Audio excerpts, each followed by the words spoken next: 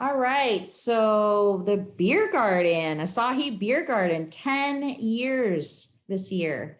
And we can't run the beer garden, obviously, because of the pandemic. However, I still want to celebrate how the beer garden came about. Lisa, what was it that you told me about Ted asking you? Yeah, so Ted came to me and said, hey, you'd be the perfect person to run this beer garden since you had experience in Oregon. I kind of laughed and said, okay. But I wouldn't do it by myself.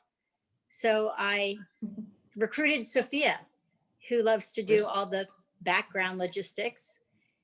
And that's how it kind of got started. I would say for me, it really is the people, you know, and the amount of joy people get out of it.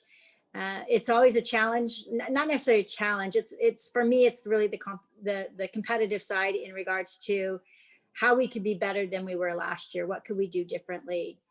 And expanding on it because it has so much potential to be almost the highlight of the festival. Generally provide the Asahi Super Dry, which is extremely refreshing, especially after the first day or even just setting up.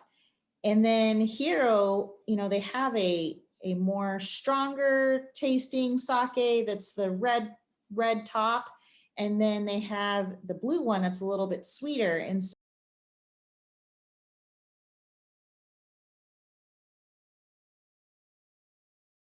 the sake sunrise, which is orange juice and grenadine. They have the Tokyo Mule that includes the sake and ginger beer.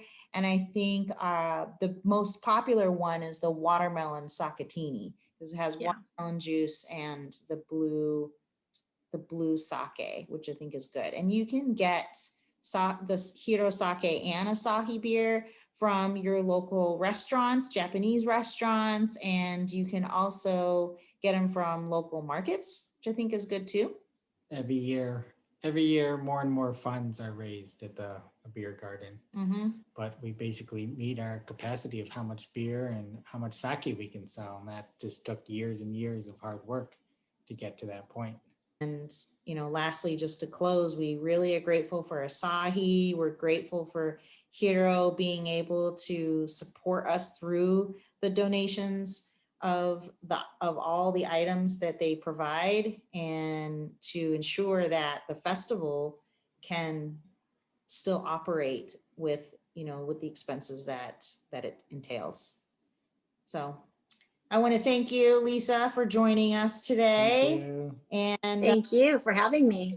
And I hope you enjoy the festival and all the different videos and performances, and make sure that you check out the maps and the different restaurants that are participating to support local businesses. Thank you. Thank you. Thank you. See you in 2022.